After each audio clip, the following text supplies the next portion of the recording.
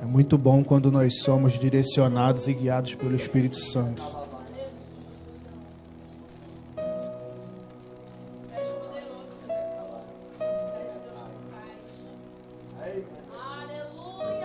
Deus está aqui, irmãos.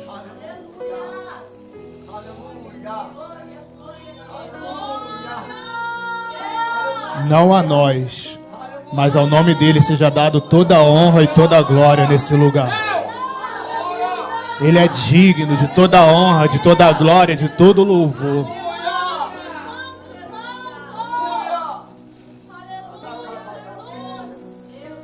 Engraçado, presbítero Ezequiel, que eu sempre, quando vou meditar na palavra do Senhor, enquanto eu preparo a mensagem, eu penso sempre num tema. Dessa vez, Deus não me deu o tema. E Deus falou comigo enquanto eu estava aqui. Deus está falando desde o início do culto. O tema é como viver algo novo. Meu Deus! Olha aí!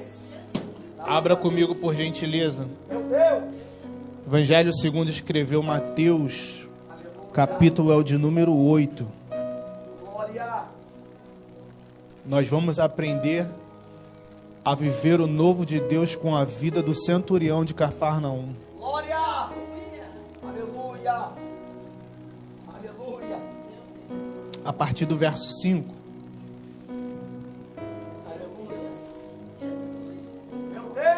E entrando Jesus em Cafarnaum, chegou junto dele um centurião, rogando-lhe, dizendo: Senhor, o meu criado jaz em casa paralítico e violentamente atormentado. Jesus lhe disse: Eu irei e lhe darei saúde. Aleluia! E o centurião respondendo disse: Senhor, não sou digno de que entres debaixo do meu telhado, mas dize somente uma palavra, e o meu criado sarará. Pois também eu sou homem sob autoridade, e tenho soldados a minhas ordens. E digo a este, vai, e ele vai, e o outro vem, e ele vem. E o meu criado faz isto, e ele o faz.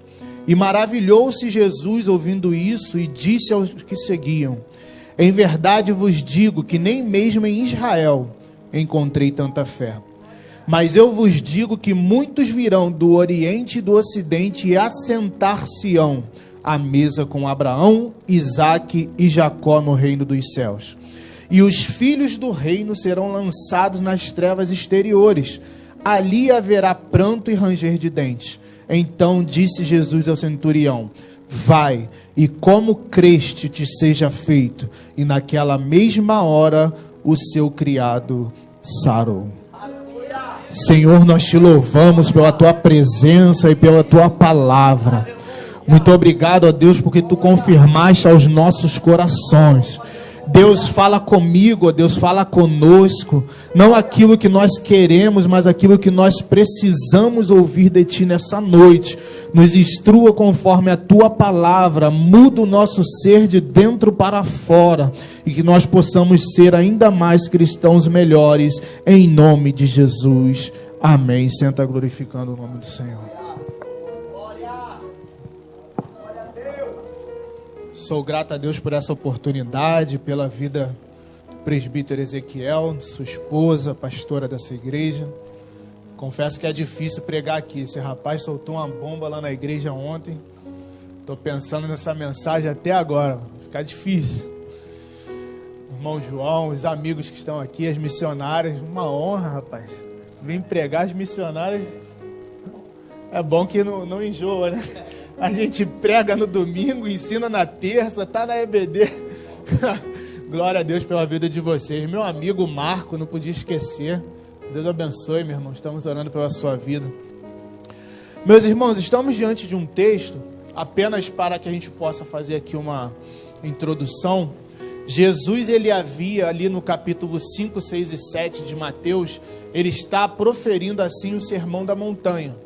E ele está ali trazendo uma nova filosofia de vida para nós enquanto cristãos e para aqueles que seguiam Jesus naquela época.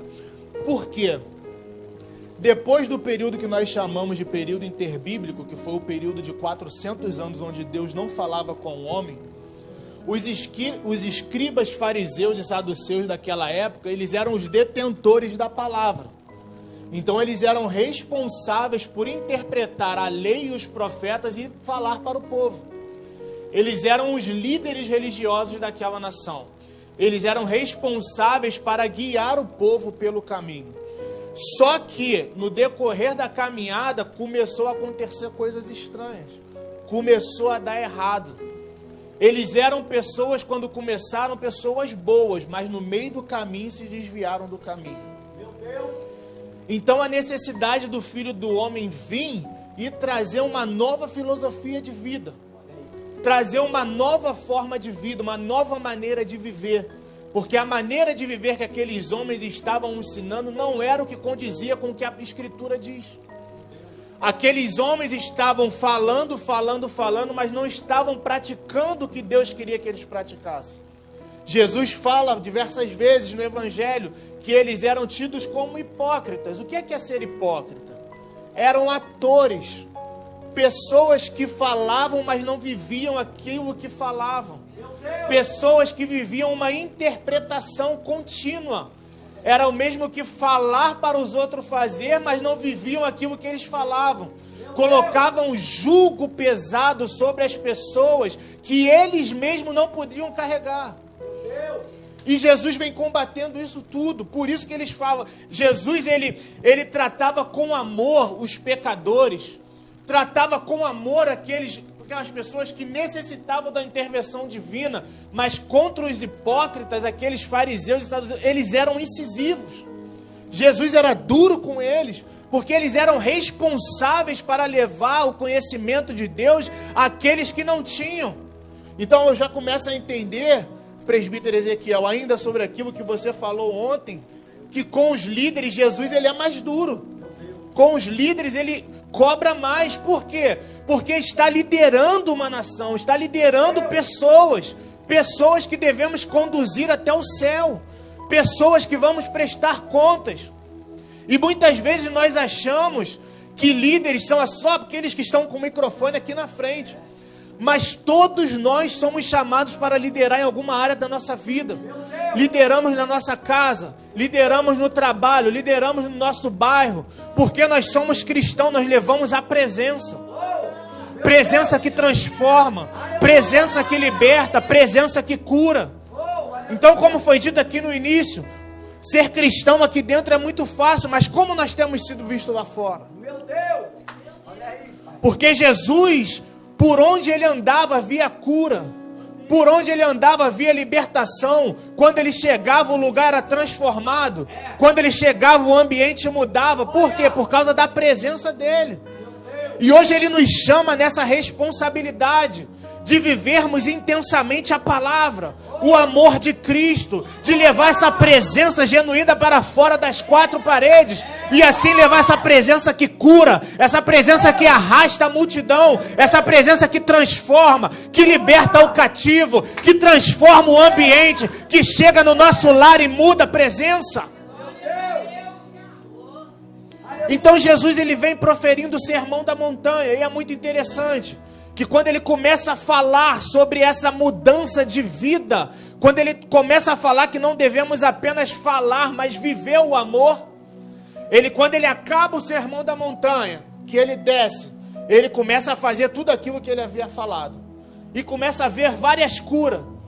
Ele primeiro cura um leproso, depois ele cura um paralítico, e ele vai curando, vai fazendo, vai libertando, porque é impossível onde Jesus passar permanecer do mesmo jeito. Meu Deus. É impossível Jesus estar em algum lugar e nada acontecer.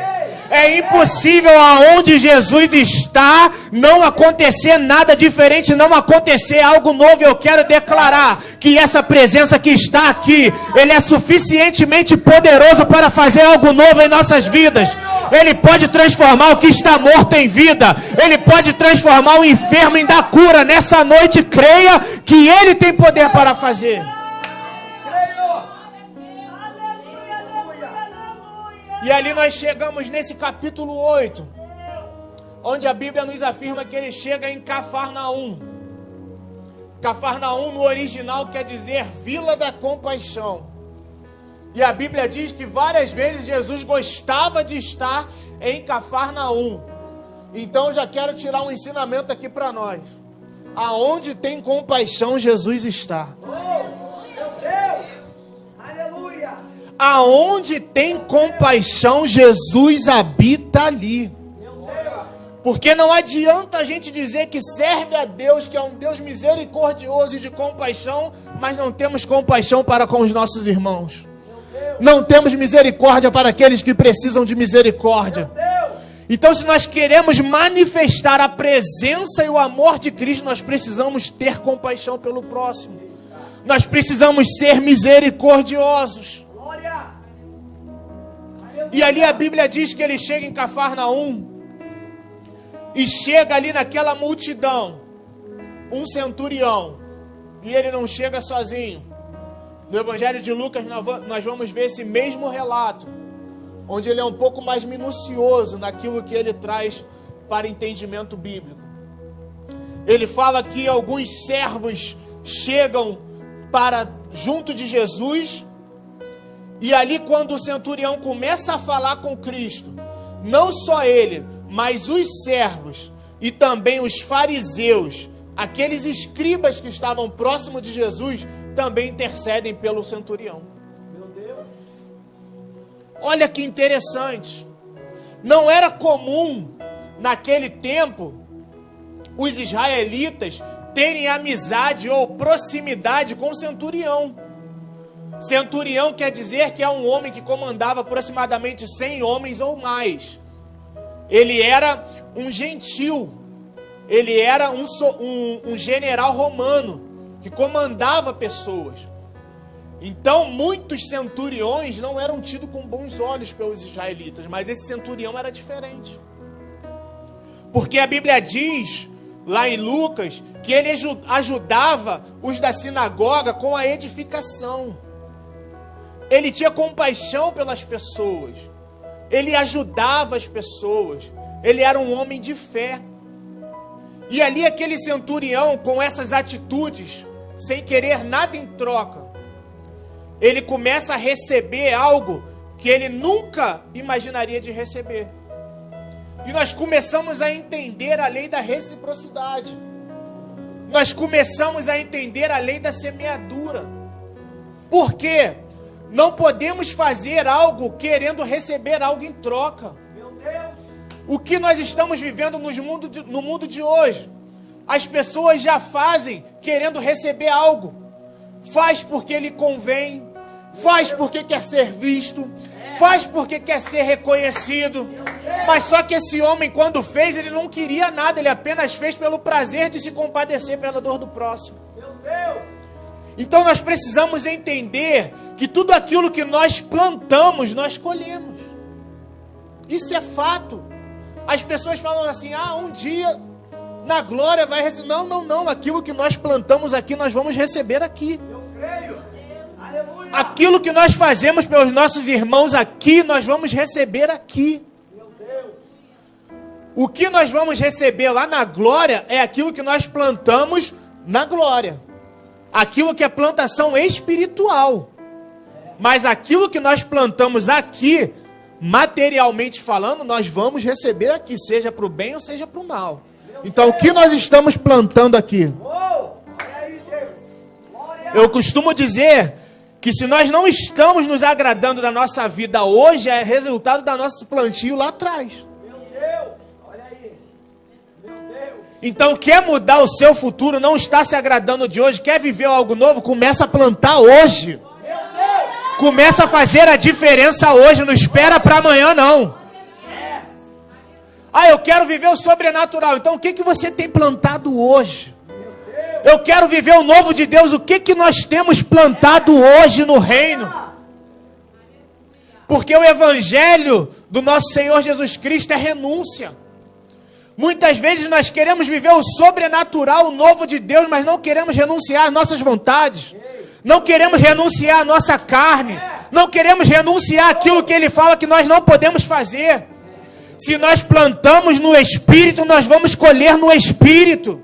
Meu Deus. Quem está preparado para viver o novo de Deus nessa noite? Então aquele centurião começou ali a rogar pelo seu servo. Olha que interessante. Ele não foi até Jesus pedir por ele mesmo. Ele não foi até Jesus pedir bens materiais. Ele não foi até Jesus pedir pela sua família. Ele foi até Jesus pedir pelo seu servo. Olha o nível de compaixão que aquele homem tinha no seu coração. Olha o nível de bondade. Será que hoje em dia, vamos botar um soldado, um general, vamos botar no quartel da polícia ou no quartel do exército, um general, iria se compadecer pelo presidente por um soldado, um cabo? Ele iria chegar assim, pô, cabo tá precisando ser general, cara. Porque hoje em dia tu tem que ralar, né? Fazer uma prova, se você quiser chegar lá, tem que ser pelo seu esforço. Mas esse general aqui, ele foi até Jesus se compadecer pelo seu servo. Meu Deus! Então vamos aprender alguns passos aqui para a gente viver o algo novo e o sobrenatural. Quem veio aqui aprender sobre o sobrenatural? Quem hoje quer viver algo novo na sua vida? Primeiro passo. Vamos ver o verso 8. E o centurião respondendo disse: Senhor, não sou digno que entres debaixo do meu telhado. Em algumas traduções, não sou digno que entre na minha casa. Mas diz somente uma palavra, e o meu criado ou o meu servo será curado. Primeiro passo que eu vejo na vida desse homem. Jesus, ele se levanta e vai em direção à casa daquele centurião, para assim efetuar a cura daquele servo. No meio do caminho, lá em Lucas vocês vão ver isso. No meio do caminho, vem os servos que tinham ficado na casa do centurião com um servo que estava acamado. E no meio do caminho vem falar, ó, não incomode mais o mestre. Não tem mais jeito. Aí aquele centurião, ele pega e fala para Jesus, Jesus, eu não sou digno nem de que o Senhor vá na minha casa. Mas eu sei que basta uma palavra. Meu Deus! Então o primeiro passo que esse centurião, ele vira para Jesus e fala, olha, eu não sou digno que tu entres na minha casa. Ele reconhece a sua incapacidade. E ele se humilha aos pés do Senhor. Então o primeiro passo para nós vivermos algo novo de Deus, o sobrenatural na nossa vida, é se humilhar. Não adianta chegar na presença do Senhor com altivez de espírito. Não adianta chegar na presença do Senhor achando que é alguma coisa. Ah, porque Senhor, eu faço isso. Ah, porque eu sou isso. Não, não, não, não. Se não se humilhar, não vai viver algo novo. Quer viver algo novo, tem que se humilhar, tem que descer na casa do olheiro, tem que descer na presença, tem que se humilhar para viver algo novo. Aquele centurião se humilhou na presença do Senhor. E quantos hoje em dia pensam que é alguma coisa pelo que fez? Ou até mesmo pensa que é pelo que é lá no mundo. Porque chega, não, agora eu cheguei, eu sou o cabo fulano de tal. Ó, não, eu sou prefeito fulano de tal. Não, eu sou nada. Quem é aqui é ele. Aqui você é servo. Aqui todos nós somos servos. Não é por aquilo que fazemos, mas é pelo que ele fez. O grande aqui é ele. Quem tem que ser glorificado aqui é ele.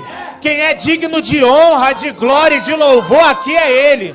Porque foi ele que morreu e ao terceiro dia ressuscitou para nos redimir, nos resgatar dos nossos pecados.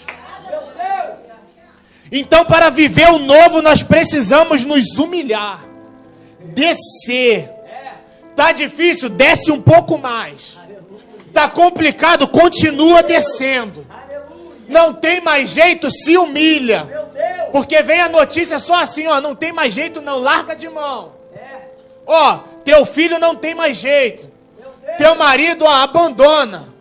Tua família, esquece. Só vem a notícia ruim. Jesus está falando, continua se humilhando. Desce um pouco mais.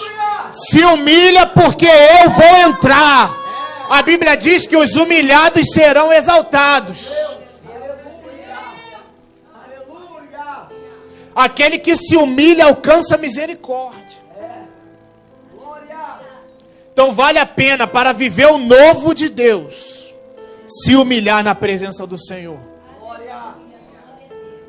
Segundo, ele reconhece que Jesus é o Todo-Poderoso. Nós precisamos reconhecer e entender que Jesus é o mesmo ontem, Jesus é o mesmo hoje e será eternamente. A Bíblia não diz que ele foi, a Bíblia diz que ele é. A Bíblia diz que ele é ontem, a Bíblia diz que ele é hoje, e a Bíblia diz que ele será eternamente. Ele não vive no nosso tempo, ele continua o mesmo. Então, se ele fez no passado, ele tem poder para fazer hoje. Se ele fez na vida daquele servo do centurião, ele tem poder para fazer na sua vida. Se ele fez na vida do presbítero Ezequiel, ele tem poder para fazer na sua vida também. Porque muitas vezes, irmãos, nós cremos que Deus tem poder para fazer na vida do vizinho, não tem poder para fazer na nossa vida. E Deus está falando que ele tem poder para fazer na nossa vida hoje. Se você crê, você pode viver o sobrenatural e o novo de Deus hoje. Então aquele homem reconheceu que Jesus ele tinha poder para fazer, que ele tinha poder para curar. E o terceiro e não menos importante, aquele homem demonstrou ter uma fé sobrenatural. Irmãos, a fé é imprescindível para aqueles que servem a Jesus. Porque é natural do ser humano no decorrer da caminhada se esfriar, desanimar, querer abandonar. Mas não podemos perder a fé em Cristo Jesus. Essa fé que é capaz de mover montanhas. Uma fé do tamanho de um grão de mostarda pode fazer com que você diga: monte, saia daqui, vai para lá, e ele ir.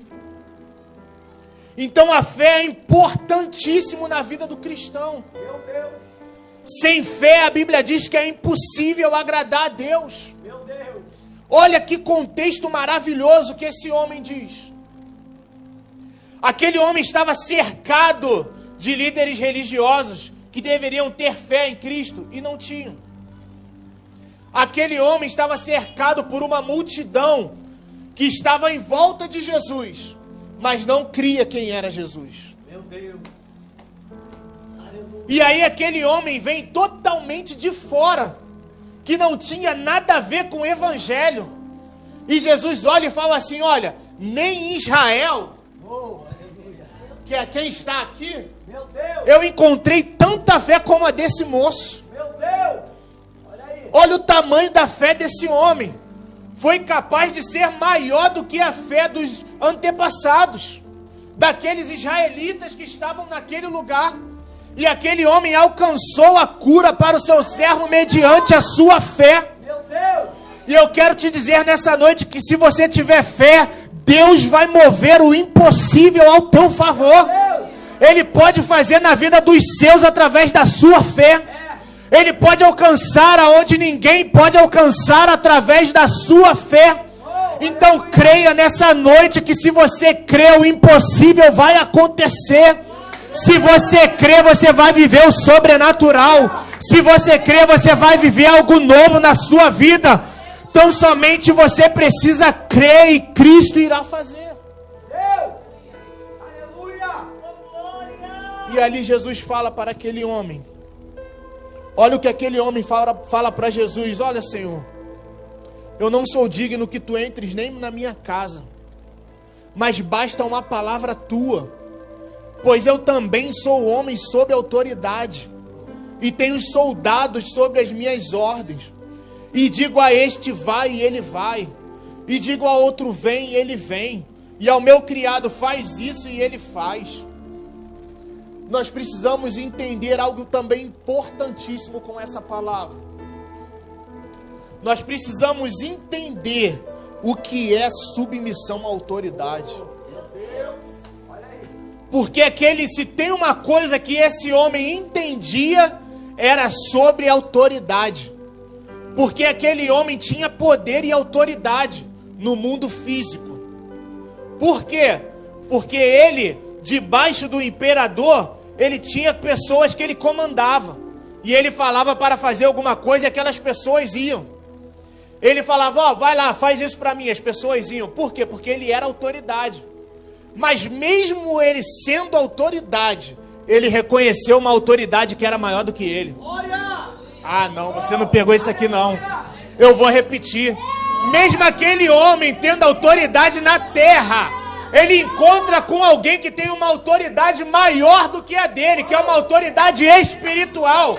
É uma autoridade que vai além desse mundo e ele reconhece a autoridade que está sobre ele. Reconhecer a autoridade faz toda a diferença para viver algo novo. Precisamos reconhecer a autoridade. E aí, isso aqui é muito impactante. Porque nós queremos viver uma vida de qualquer maneira, muitas vezes sem reconhecer a autoridade. E Deus, ele sempre está instituindo autoridades. E às vezes nós não entendemos os processos que nós estamos vivendo. Mas se nós pegarmos esses princípios e aplicarmos na nossa vida, as coisas vão começar a fluir, nós vamos viver algo novo e algo sobrenatural. Por quê? Porque Deus é um Deus de princípios. E quando nós desonramos e desobedecemos a autoridade, nós não temos legitimidade para pedir algo sobrenatural da parte de Deus. Não temos. Porque Deus, ele não quebra princípios. A pessoa quer viver uma vida de desobediência. A pessoa quer viver uma vida dissoluta e quer pedir as bênçãos do Senhor. Tá como aquela multidão que só seguia Jesus pelo que ele podia fazer, mas não queria seguir a Jesus por quem ele é. Meu Deus!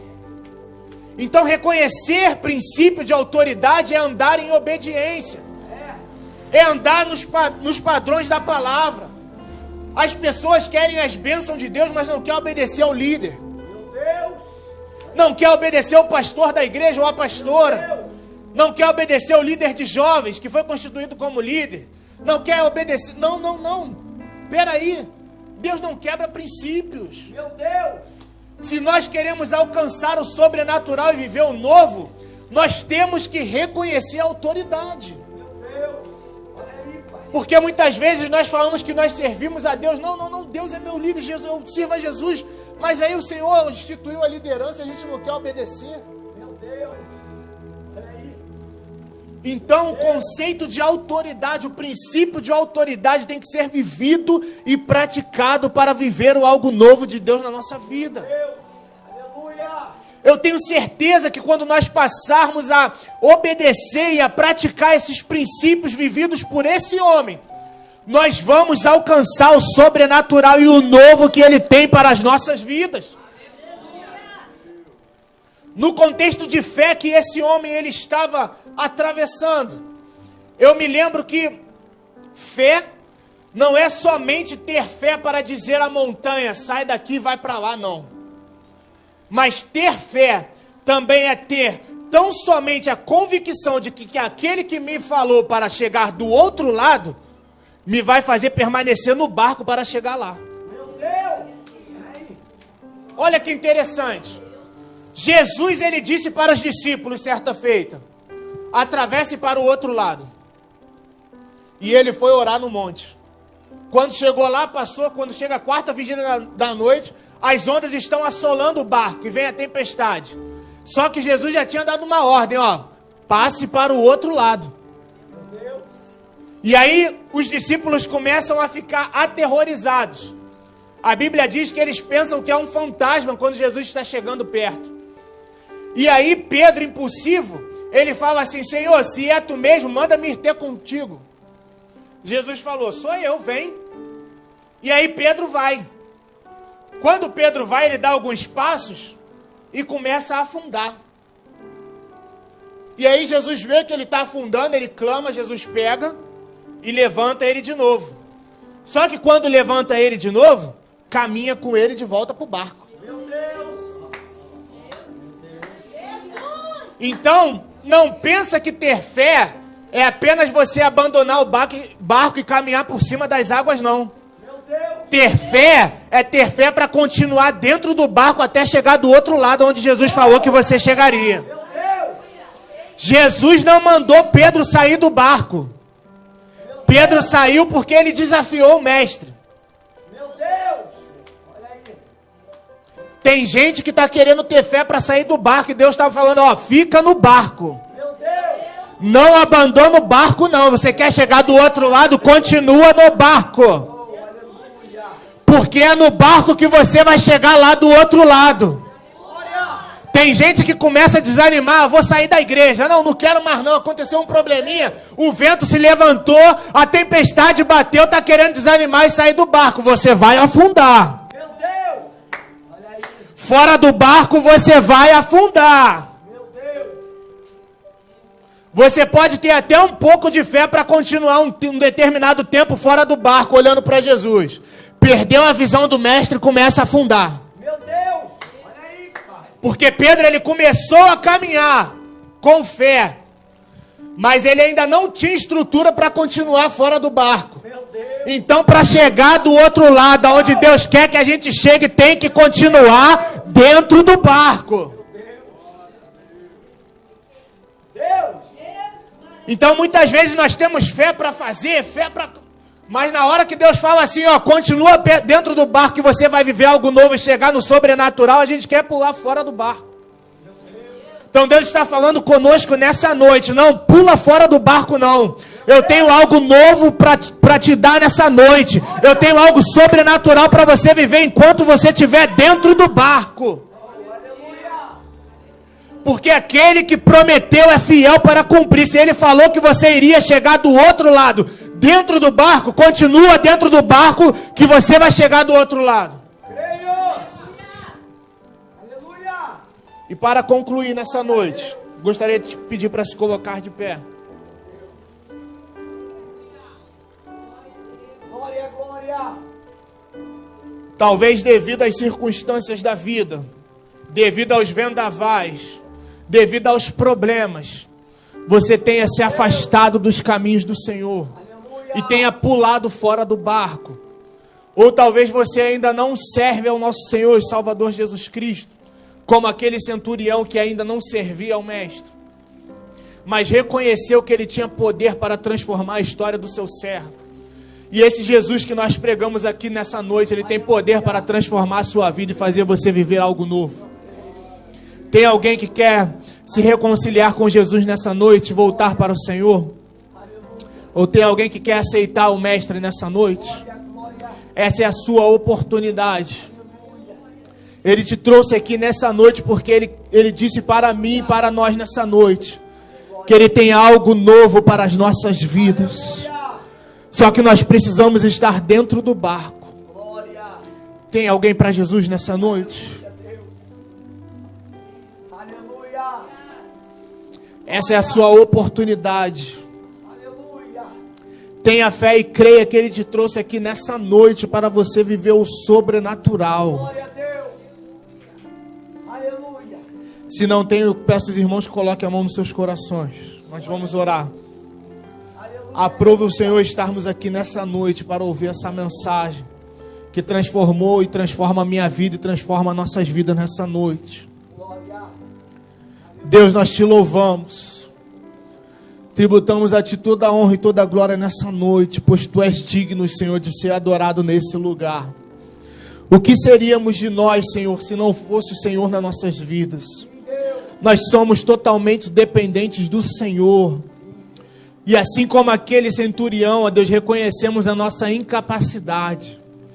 Reconhecemos que não somos nada diante do teu poder e da tua majestade. Ó Deus, e nós queremos viver algo novo, Senhor, a cada manhã. Queremos viver o sobrenatural de Ti nas nossas vidas. Senhor, te pedimos nessa noite com fé, entra na nossa casa, entra no nosso lar, entra na nossa vida. Transforma a história da nossa vida, pois nós cremos, Senhor, que assim como Tu fizeste na vida daquele servo, que o centurião foi clamar a Ti por aquele servo, Senhor. Nós te clamamos por algo novo na nossa vida, na nossa família, no nosso bairro, na nossa comunidade, ó Deus. Nessa noite contempla cada coração aqui que entrou por essas portas, Senhor. E que possamos viver o novo de Deus nas nossas vidas. Que possamos viver o sobrenatural com fé a cada dia. Ó Deus, que possamos nos humilhar debaixo da Tua presença, independente da circunstância, independente da tempestade, independente dos desertos, independente das calúnias, independente dos levantes que vêm contra nossas vidas, Deus. Nos humilhamos, ó Deus, diante de Ti, para chegarmos do outro lado, ó Deus, que é o céu de glória juntamente contigo. Pai, porque nós entendemos que o processo faz parte da maturidade, Senhor. O Senhor falou que nós chegaríamos, ó Deus, mas que para nós chegarmos nós precisaríamos suportar os processos da vida. Então, ó Deus, não nos deixe olhar para um lado nem para o outro. Acrescenta-nos a fé a cada dia para chegarmos do outro lado contigo, Pai.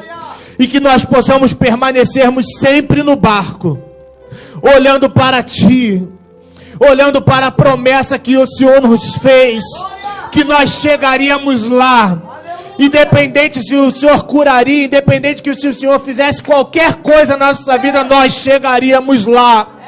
E nós cremos, ó Deus, nessa noite, que nós iremos chegar lá, Senhor. Que não importa nada nessa vida, nada nesse mundo, o que importa é a Tua presença. O que importa é estar contigo na eternidade, Senhor. A Tua presença nos basta, Deus. Enche-nos da Tua presença, enche-nos da Tua presença. Nos renova nessa noite, nos restaura nessa noite. A Tua presença, Senhor, é o que nós não podemos perder. A Tua presença, Senhor, é o que nos basta. Ó Deus, não deixe esse fogo se apagar dentro de nós, Senhor. Não deixe essa chama se apagar dentro dos nossos corações, mas que nós possamos todos os dias reparar o altar, porque o altar quebrado não tem chama, Senhor. Ó Deus querido, toma nossas vidas nas Suas mãos. Nos ensina, ó Pai, a reparar o altar das nossas vidas, para que a chama do Teu Espírito Santo não se apague. Ó Deus querido, recebe o nosso louvor nessa noite, e a nossa adoração, a nossa súplica e o nosso clamor é o que nós Te pedimos e Te agradecemos em nome de Jesus. Amém e graças a Deus.